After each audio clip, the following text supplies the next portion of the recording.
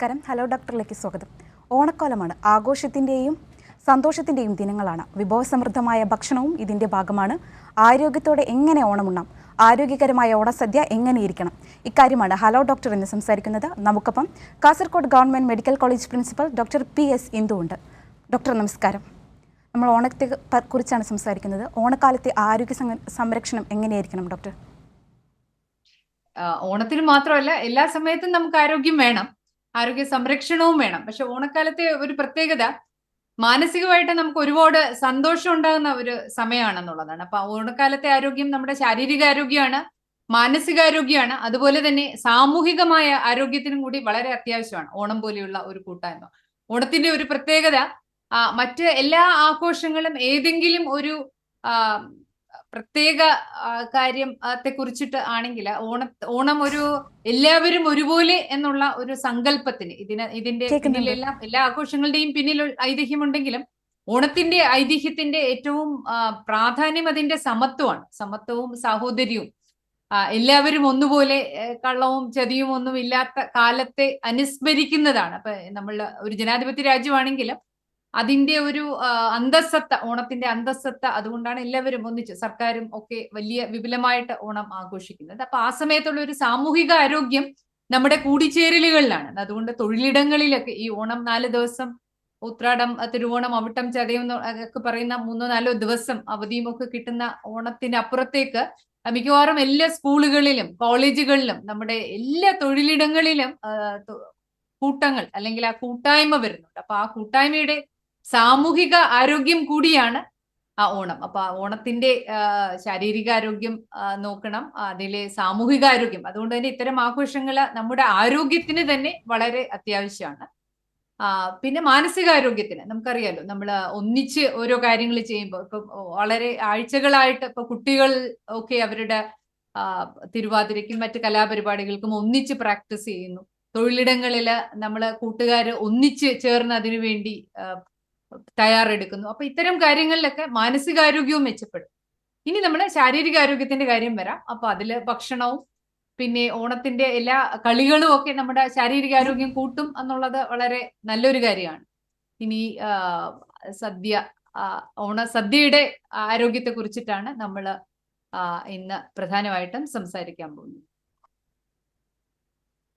Doctor പറഞ്ഞ പോലെ തന്നെ ഇതൊരു കൂടിച്ചേരലുകളുടെ ആഘോഷം കൂടിയാണ് ഓണം. അപ്പോൾ ഈ ഒരു ഓണക്കാലത്ത് എങ്ങനെ സമൃദ്ധമായി അല്ലെങ്കിൽ എങ്ങനെ സമൃദ്ധിയോടൊപ്പം ആരോഗ്യത്തോടെ എങ്ങനെ ഓണമുണ്ണാം, എങ്ങനെ നമ്മൾ ശ്രദ്ധയോടെ ഭക്ഷണം കഴിക്കണം? ഓണത്തിന്റെ ഒരു ഹൈലൈറ്റ് എന്ന് പറയുന്നത് പൂക്കളം കഴിഞ്ഞാല് അല്ലെങ്കിൽ പൂക്കളത്തോടൊപ്പം സദ്യയാണ് അല്ലേ. അപ്പം സദ്യ നമ്മള് ഇലയിൽ ആണ് കഴിക്കുന്നത്. അതില് ഒരുപാട് വിഭവങ്ങളുണ്ട്. അപ്പം സദ്യ എല്ലാവരും കഴിക്കണം. അപ്പം ഓണത്തിന് സദ്യ കഴിക്കണോ, പായസം കഴിക്കണോ, എത്ര പായസം കഴിക്കാം എന്നൊക്കെ ഉള്ള, ഇന്ന അസുഖമുള്ളവർക്ക് അത് കഴിക്കാമോ എന്നൊക്കെ ഉള്ള പേടിയൊക്കെ ഉള്ള ആൾക്കാർ കാണും. പക്ഷെ നമുക്ക് പറയാനുള്ളത് എല്ലാവരും പങ്കെടുക്കണം, എല്ലാവരും സദ്യ കഴിക്കണം. അതിന്റെ എല്ലാ വിഭവങ്ങളും മിക്കവാറും എല്ലാവരും തന്നെ കഴിക്കാൻ പറ്റും. ഇപ്പം പായസം കഴിക്കാമോ, ചോറ് കഴിക്കാമോ, എത്ര പായസം കഴിക്കാം എന്നൊക്കെ ഉള്ള, ബോളി കഴിക്കാമോ എന്നൊക്കെ ഉള്ളത്. ഇപ്പൊ ഈ ബോളിയും പായസവും ഒക്കെ ഇപ്പൊ സർക്കാരിന്റെ തന്നെ തിരുവനന്തപുരത്തെ കനകത്തിൽ ഓണാഘോഷം എനിക്കൊന്ന് ഒരു വേദിയുടെ പേര് തന്നെ ബോളിയും പായസവും എന്നാണ് ആണ്. അപ്പൊ അതുകൊണ്ട് അത് കഴിക്കാമോ, ഇതൊക്കെയാണ് നമ്മളുടെ പ്രധാനപ്പെട്ട ആരോഗ്യത്തെ സംബന്ധിച്ചിട്ടുള്ള കാര്യങ്ങൾ. അപ്പൊ ഇതില് ഞാൻ ചുരുക്കി ഒന്ന് പറയുകയാണെങ്കിൽ നമ്മൾ എല്ലാവരും സദ്യ കഴിക്കണം, എല്ലാ വിഭവങ്ങളും എല്ലാവർക്കും കഴിക്കാം. പിന്നെ ഇനി തയ്യാറാക്കുമ്പോഴും കഴിക്കുമ്പോഴും കുറച്ചുകൂടി ആരോഗ്യകരമാക്കാൻ വേണ്ടിയിട്ട് എന്തൊക്കെ ചെയ്യാൻ പറ്റും എന്നുള്ള കാര്യങ്ങളാണ് നമ്മൾ കുറച്ചുകൂടി പറയാൻ പോകുന്നത്.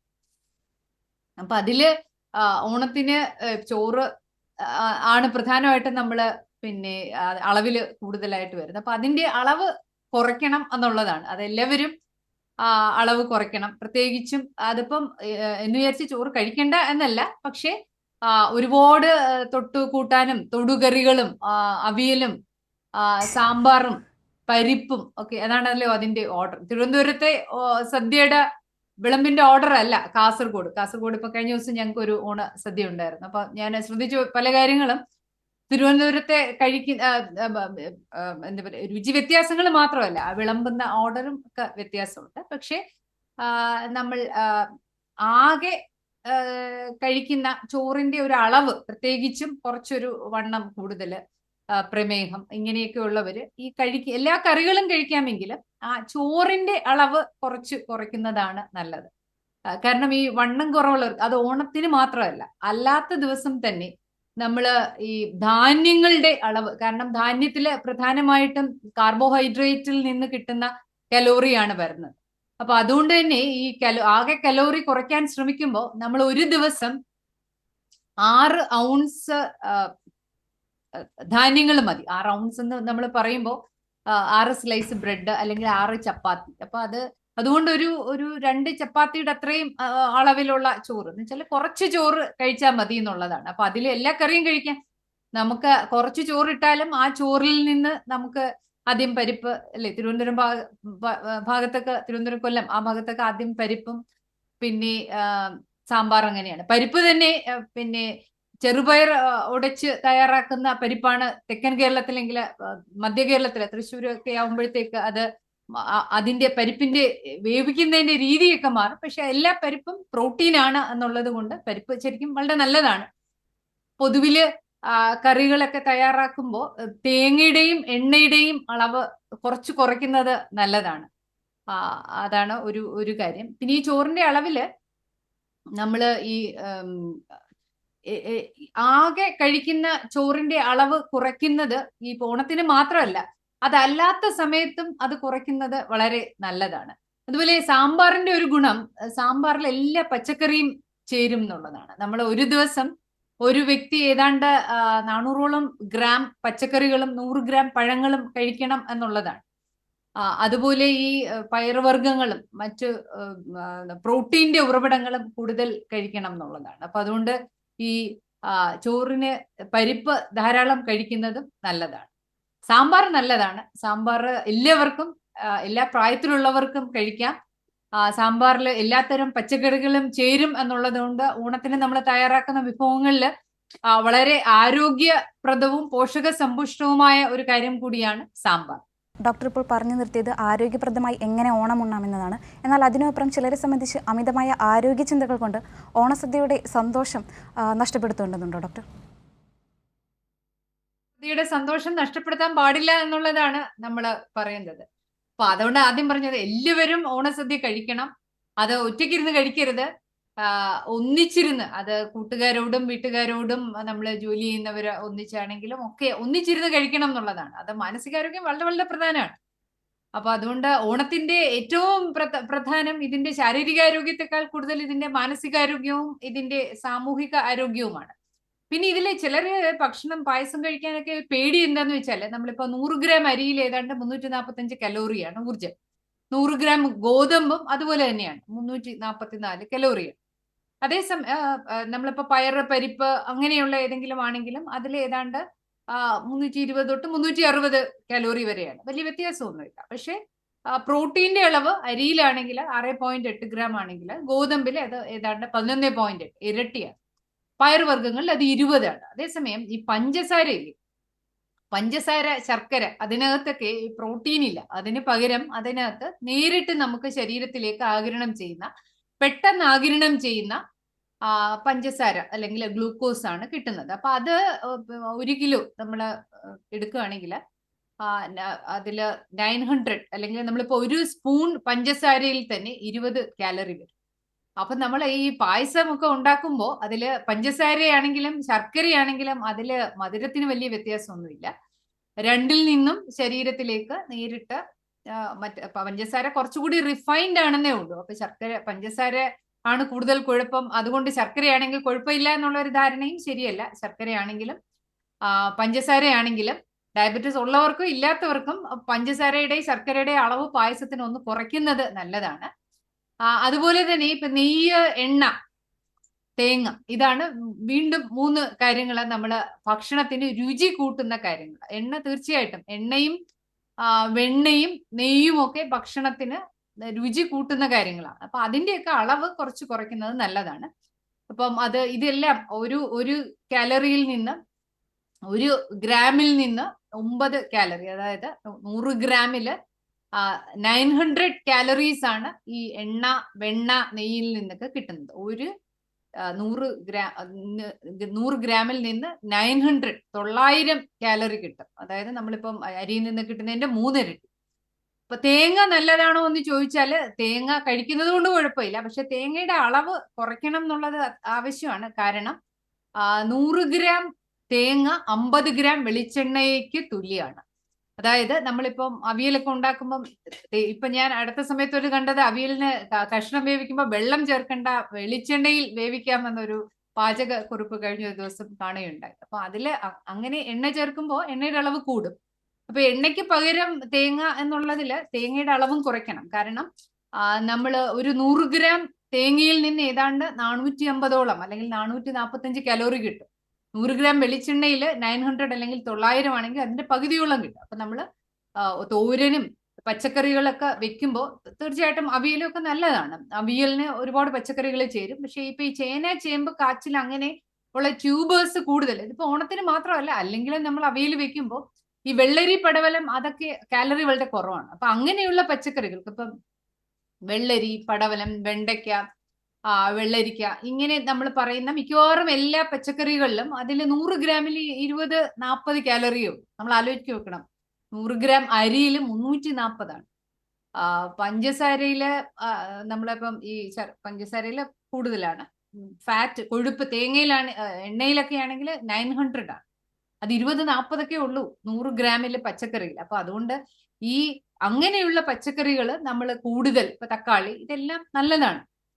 അങ്ങനെയുള്ള പച്ചക്കറികൾ കൂടുതലായിട്ട് കഴിക്കുകയും, നമ്മൾ സദ്യ തയ്യാറാക്കുമ്പോൾ എല്ലാ ദിവസവും നമ്മൾ സദ്യ കഴിക്കാറുണ്ട്. എനിക്കൊന്ന് ഈ ഓണത്തിന് പലരും ഒരു ദിവസം അമ്മയുടെ വീട്ടില്, ഒരു ദിവസം അച്ഛന്റെ വീട്ടില്, അടുത്ത ദിവസം സുഹൃത്തുക്കളുടെ വീട്ടിൽ, അങ്ങനെ പല ദിവസവും. ഇപ്പൊ ഉത്രാടത്തിനും തിരുവോണമാണ് ഏറ്റവും പ്രധാനം എന്ന് പറയുകയാണെങ്കിലും തിരുവോണത്തിന് തന്നെ നമുക്ക് എല്ലാ സ്ഥലത്തും എത്തിപ്പറ്റാൻ പറ്റില്ലല്ലോ. അപ്പൊ പലരും അടുത്ത ദിവസങ്ങളിൽ അടുത്തടുത്ത ബന്ധുക്കളുടെ വീട്ടിലും അല്ലെങ്കിൽ കൂട്ടുകാരുടെ കൂടെയൊക്കെ ആയിരിക്കും സദ്യ കഴിക്കുക. അപ്പൊ എല്ലാ ദിവസവും സദ്യ കഴിക്കാം.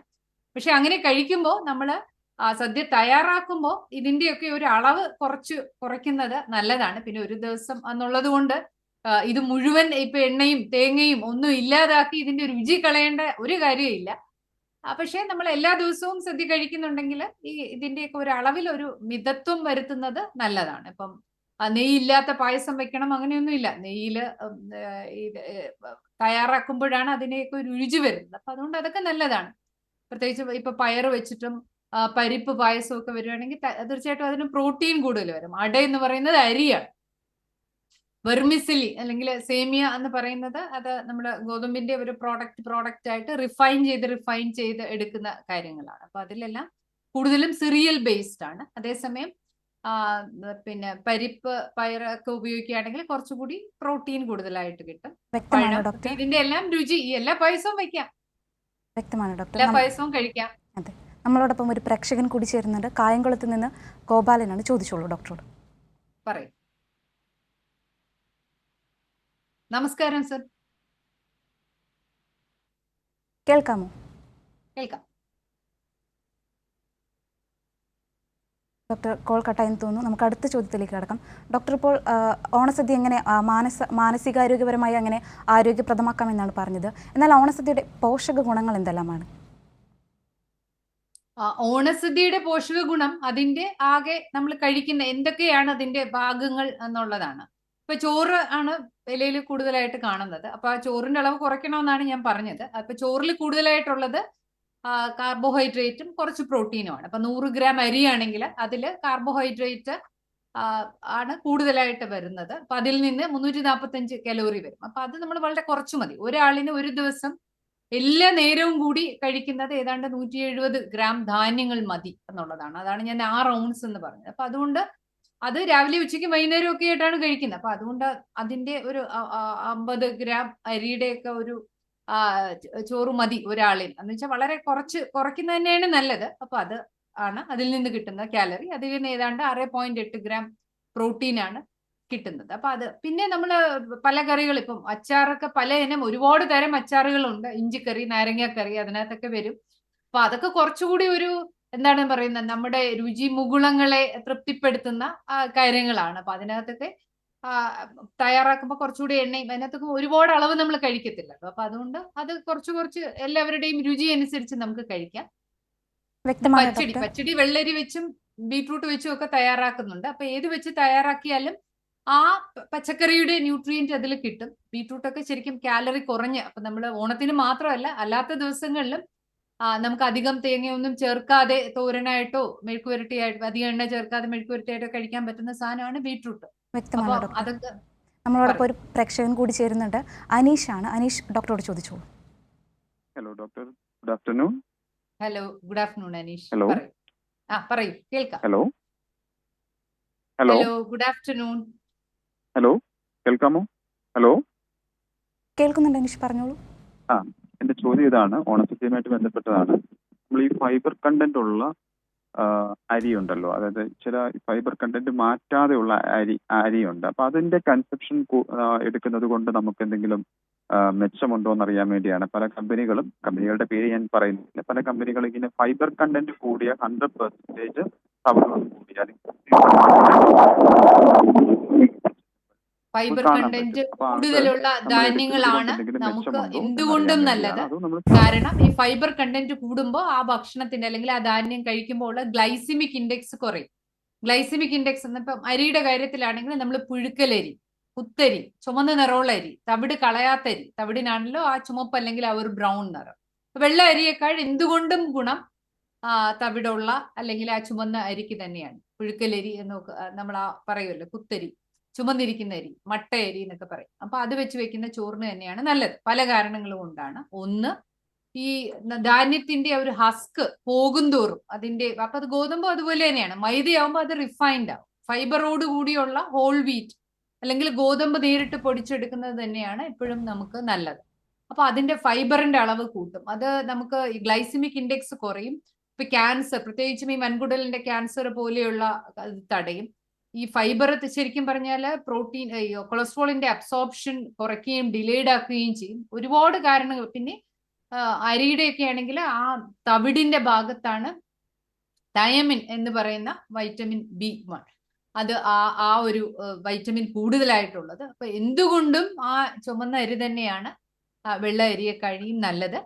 ഗ്ലൈസിമിക് ഇൻഡെക്സ് കുറവ് എന്ന് പറഞ്ഞാല് നമ്മുടെ ശരീരത്തിൽ നിന്ന് എത്തുന്ന കാർബോഹൈഡ്രേറ്റ് 100 ഗ്രാം ഗ്ലൂക്കോസിനുമായിട്ട് താരതമ്യപ്പെടുത്തുമ്പോൾ എത്ര പെട്ടെന്ന് രക്തത്തിലേക്ക് എത്തുന്നു എന്നുള്ളതാണ് ഗ്ലൈസിമിക് ഇൻഡെക്സ്. അപ്പൊ ഗ്ലൈസിമിക് ഇൻഡെക്സ് കുറഞ്ഞ ഭക്ഷണങ്ങളാണ് ഡയബറ്റിസിനെ നിയന്ത്രിക്കാനും ഡയബറ്റിസിനെ പ്രതിരോധിക്കാനും അമിതവണ്ണം തടയാനും അമിതവണ്ണം കുറയ്ക്കാനും എല്ലാം നല്ലത്. അപ്പൊ അതുകൊണ്ട് തന്നെ ആ ഫൈബർ വളരെ കൂടുതൽ നമുക്ക് പ്രധാനമാണ്.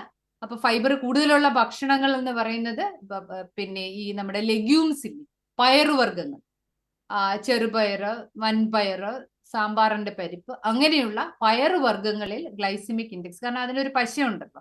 ഇപ്പൊ ഈ നാരെന്ന് പറയുന്നത് നമ്മൾ കണ്ണുകൊണ്ട് ഇപ്പൊ വെള്ളരിയിലും ചീരയിലും പടവലത്തിലും ഒക്കെ കാണുന്ന നാര് മാത്രമല്ല, ലിഗ്നിൻസ്, പെക്റ്റിൻസ്, ഗംസ് എന്നൊക്കെ പറഞ്ഞ പലതരത്തിലുള്ള ഫൈബറുകളുണ്ട്. ഈ എല്ലാ ഫൈബറുകളും നല്ലതാണ്. അതിന് ഗ്ലൈസിമിക് ഇൻഡെക്സ് കുറവുമായിരിക്കും.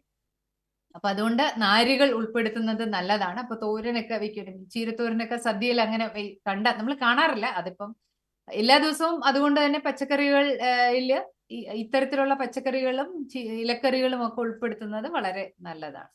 പഴങ്ങളിലും ഈ നാരുകളുണ്ട്, അനീഷ് ചോദിച്ചതുപോലെ. അതുകൊണ്ടാണ് എല്ലാ ദിവസവും നമ്മൾ നമ്മളുടെ ഭക്ഷണത്തിൽ 100 ഗ്രാം പഴവും 400 ഗ്രാം പച്ചക്കറികൾ, അതില് ഒരു 100 ഗ്രാം എങ്കിലും ഇലക്കറികൾ, ചീര തുടങ്ങിയ ഇലക്കറികളും ഉൾപ്പെടുത്തുന്നത് നല്ലതാണ്. അപ്പൊ അതുകൊണ്ട് നമ്മൾ ഈ സദ്യ ഉണ്ണുമ്പോൾ ചോറ് കുറയ്ക്കുകയും തേങ്ങ അധികമില്ലാത്ത, എണ്ണ അധികം ചേർക്കാത്ത, എന്നാൽ നല്ല രുചിക്ക് അത്യാവശ്യത്തിന് തേങ്ങ, എണ്ണയും ഉപ്പും എല്ലാം ചേർത്തിട്ടുള്ള അവിയല്, പലതരം പച്ചടികൾ, അത് വെള്ളരി ആണെങ്കിലും ബീട്രൂട്ട് ആണെങ്കിലും ഒക്കെ നല്ലതാണ്. പിന്നെ എനിക്ക് തോന്നുന്നു ഇപ്പം പലതരത്തിലുള്ള പച്ചടികളുണ്ട്, പൈനാപ്പിൾ പച്ചടി, പലതരത്തിലുള്ള ഏത് പച്ചടികളാണെങ്കിലും അതൊക്കെ നല്ലത് തന്നെയാണ്. പലതരം തോരൻ, തേങ്ങയുടെയൊക്കെ വലിയ ആധിക്യമില്ലാതെ എന്നാൽ നല്ല രുചിക്കുള്ള തേങ്ങയും ഒക്കെ ചേർത്തിട്ടുള്ളത്. പിന്നെ സാമ്പാറിലാണ് നമുക്ക് ഏറ്റവും കൂടുതൽ പച്ചക്കറികൾ ചേർക്കാൻ പറ്റുന്നതും. പിന്നെ എനിക്കൊന്ന് തെക്കൻ കേരളത്തിലെ സാമ്പാറിൽ തേങ്ങ ചേർക്കാറില്ല. തൃശ്ശൂർ തൊട്ട് അങ്ങോട്ട് തേങ്ങ കൂടി വറുത്തരയ്ക്കും. വറുക്കാതെ മരയ്ക്കുന്ന ഉണ്ടെന്ന് തോന്നുന്നു. അപ്പം എനിക്കൊന്ന് തൃശ്ശൂർ വടക്കോട്ടുള്ള ജില്ലകളിൽ പലപ്പോഴും നമ്മൾ സാമ്പാർ കഴിക്കുമ്പോൾ അതിനകത്ത് തേങ്ങയുണ്ട്. അപ്പം തേങ്ങ ചേർത്താലും ഇല്ലെങ്കിലും സാമ്പാർ സദ്യയിൽ അതിന്റെ ന്യൂട്രിറ്റീവ് വാല്യൂ, പോഷക മൂല്യം ഒരുപാട് കൂട്ടുന്നുണ്ട്. അനീഷ, ആ ചോദ്യത്തിന് നന്ദി. നല്ല ചോദ്യമാണ്. കാരണം അതുകൊണ്ട് എനിക്ക് ഭക്ഷണത്തിലെ നാരുകളെ കുറിച്ച് കൂടി പറയാനുള്ള അവസരം കിട്ടി. ഓണക്കാലത്ത് സാമ്പാറിലും പച്ചക്കറികളിലും മാത്രമല്ല, ചോറിലും ചുമന്ന ചോറ് തന്നെയാണ് വെള്ള ചോറിനെ കഴിയും. അത് ഡയബറ്റിസ് ഉൾപ്പെടെ പ്രതിരോധിക്കാനും നല്ലത്. പിന്നെ അരിക്കാണ് ഗ്ലൈസിമിക് ഇൻഡെക്സ് ഗോതമ്പിനേക്കാൾ കൂടുതൽ. അതായത് നമ്മള് അരി കൊണ്ടുള്ള ആഹാരം, ഇഡലി, ദോശ, അപ്പം, ഇടിയപ്പം, പുട്ട്, അരിപ്പുട്ട് ഒക്കെ കഴിക്കുകയാണെങ്കിൽ നമുക്ക് പെട്ടെന്ന് വിശക്കും. കാരണം അതിന് ഗ്ലൈസിമിക് ഇൻഡെക്സ് കൂടുതലായതുകൊണ്ട് അതിൽ നിന്നുള്ള കാർബോഹൈഡ്രേറ്റിന്റെ അളവ് ഗ്ലൂക്കോസ് ആയിട്ട് നമ്മുടെ രക്തത്തിൽ പെട്ടെന്ന് എത്തും. അതേസമയം നമ്മൾ ഗോതമ്പ് കൊണ്ട് ചപ്പാത്തി, ഗോതമ്പ് പുട്ട് ഒക്കെ കഴിക്കുകയാണെങ്കിൽ കുറെ കൂടി കഴിഞ്ഞേ നമുക്ക് വിശക്കുള്ളൂ. കാരണം അത് വളരെ പതുക്കെ മാത്രമേ അതിൽ നിന്നുള്ള ഗ്ലൂക്കോസ് നമ്മുടെ രക്തത്തിലേക്ക് എത്തുന്നുള്ളൂ. അപ്പൊ പൊതുവിൽ പറയുകയാണെങ്കിൽ ഗ്ലൈസിമിക് ഇൻഡെക്സ് കുറഞ്ഞ ഭക്ഷണമാണ് നല്ലത്. അതുപോലെ നമ്മൾ കഴിക്കുമ്പോൾ നമ്മള് ഓരോ നേരവും കഴിക്കുന്നതില് പച്ചക്കറിയും പിന്നെ പ്രോട്ടീന്റെ ഉറവിടം മുട്ടയൊക്കെ ഉൾപ്പെടുത്തുകയാണെങ്കിൽ നമ്മുടെ ശരീരത്തിൽ നിന്ന് പെട്ടെന്ന് ഗ്ലൂക്കോസ് രക്തത്തിലേക്ക് എത്തുന്നതിനെ താമസിപ്പിക്കാനും പറ്റും. ഓണ ദിവസങ്ങൾ കഴിഞ്ഞാൽ ആരോഗ്യകാര്യത്തിൽ പൊതുവെ ശ്രദ്ധിക്കേണ്ട കാര്യങ്ങൾ എന്തെല്ലാമാണ്? ഓണം കഴിഞ്ഞാൽ ശ്രദ്ധിക്കാനുള്ളത് എന്ന് പറഞ്ഞാൽ, ഇപ്പൊ ഒരു നാട്ടിലൊരു പറച്ചിലുണ്ട്, സദ്യയൊക്കെ കഴിച്ചു കഴിഞ്ഞിട്ട് നമ്മൾ കൂടുതൽ ഡയബറ്റീസിന്റെ ഗുളികയൊക്കെ കഴിച്ചിട്ട് പിന്നെ ഭക്ഷണം നിയന്ത്രിക്കാം എന്നുള്ളത്. അത് നമ്മൾ എല്ലാ സമയത്തും നമ്മൾ ഒരുപോലെ തന്നെ ആരോഗ്യം നോക്കണം. ഓണക്കാലത്ത് നമ്മൾ സദ്യയൊക്കെ കഴിക്കാം. ഞാൻ ഇതുവരെ പറയാഞ്ഞത് കൂടുതലും പച്ചക്കറി, അവിയൽ, സാമ്പാറിന്റെ കാര്യമൊക്കെയാണ് പറഞ്ഞത്. ചില ഭാഗങ്ങളിലും ചില വീടുകളിൽ പൂർണ്ണമായിട്ടും വെജിറ്റേറിയൻ ആയിട്ടുള്ള സദ്യയാണ്. ചില സ്ഥലങ്ങളിൽ ഇറച്ചി, മീനും ഒക്കെ കഴിക്കും. അപ്പൊ അതിനകത്താണെങ്കിലും പ്രോട്ടീൻ ഒക്കെ ഉണ്ട്. അപ്പം അത് നമ്മളുടെ ഏതാണോ നമ്മളുടെ രീതി, അതുപോലെ തന്നെ നമുക്ക് കഴിക്കാം. പിന്നെ ഇതിന്റെ ശാരീരികമായിട്ട്, അത് ഓണ ദിവസമാണെങ്കിലും നമുക്ക് ശാരീരികമായിട്ടുള്ള വ്യായാമം എല്ലാ ദിവസവും നമുക്ക് വേണം. സിറ്റിംഗ് ഈസ് സ്മോക്കിംഗ് എന്നാ പറയുന്നത്. അപ്പൊ ഞാൻ തന്നെ ഈ പരിപാടിക്ക് വേണ്ടി അരമണിക്കൂർ ഒരു കസേരയിൽ ഇരുന്നാല് അത് പുകവലിക്കുന്ന പോലെ എന്നുള്ളതാണ്.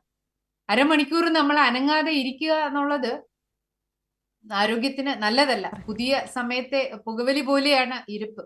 അപ്പൊ നമ്മള് ഓണത്തിന് എല്ലാവരും ഒക്കെ ഒന്നിച്ച് പണിയെടുത്ത് പാചകം സ്ത്രീകളുടേത് മാത്രമല്ല, സ്ത്രീകളും സമയപരിധി മൂലം ഞാനൊന്ന് ഇടപെടുകയാണ്.